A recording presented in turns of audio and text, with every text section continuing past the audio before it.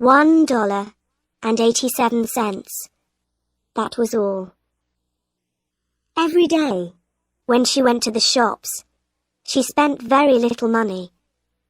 She bought the cheapest meat, the cheapest vegetables, and when she was tired, she still walked round and round the shops to find the cheapest food. She saved every cent possible.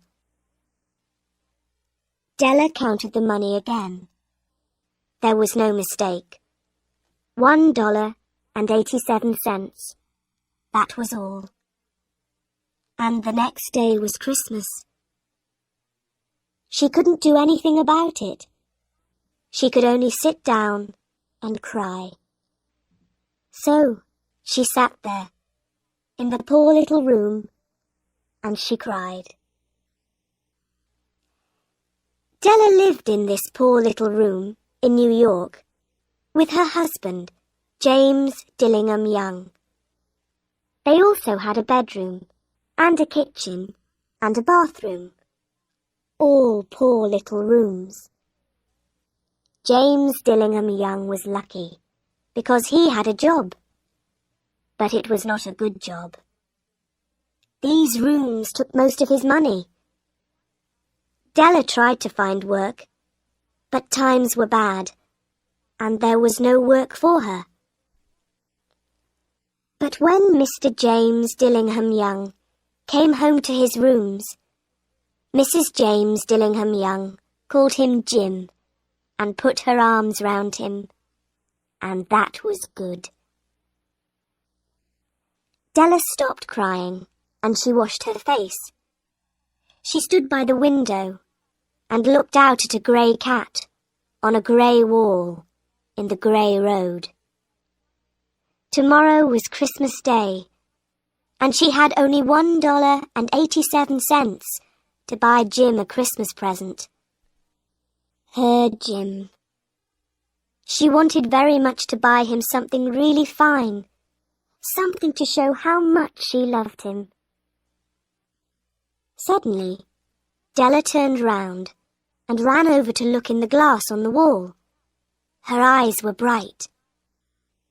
Now, the James Dillingham Youngs had two very special things. One was Jim's gold watch. It once belonged to his father, and before that, to his grandfather. The other special thing was Della's hair. Quickly, Della let down her beautiful long hair. It fell down her back, and it was almost like a coat around her. Then she put her hair up again, quickly. For a second or two, she stood still and cried a little.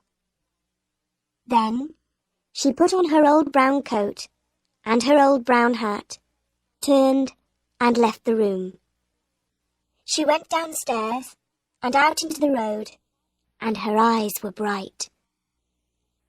She walked along by the shops and stopped when she came to a door with Madame Eloise, hair, on it. Inside there was a fat woman. She did not look like an Eloise. "Will you buy my hair?" Della asked.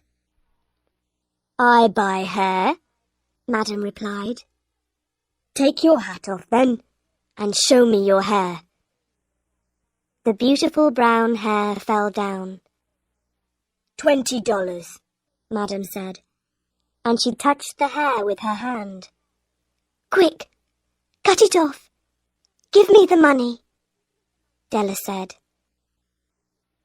The next 2 hours went quickly. Della was happy because she was looking round the shops for Jim's present. At last she found it. It was a gold chain for the watch. Jim loved his watch, but it had no chain. When Della saw this gold chain, she knew immediately that it was right for Jim. She must have it. The shop took $21 from her for it, and she hurried home with the 87 cents. When she arrived there, She looked at her very short hair in the glass. What can I do with it, she thought. For the next half an hour, she was very busy. Then she looked again in the glass. Her hair was now in very small curls all over her head. Oh dear, I look like a schoolgirl, she said to herself. What's Jim going to say when he sees me? At 7 o'clock, the dinner was nearly ready, and Della was waiting. Oh, I hope he thinks that I'm still beautiful, she thought. The door opened, and Jim came in and closed it. He looked very thin, and he needed a new coat. His eyes were on Della. She could not understand the look on his face, and she was afraid. He was not angry or surprised. He just watched her with that strange look on his face. Della ran to him.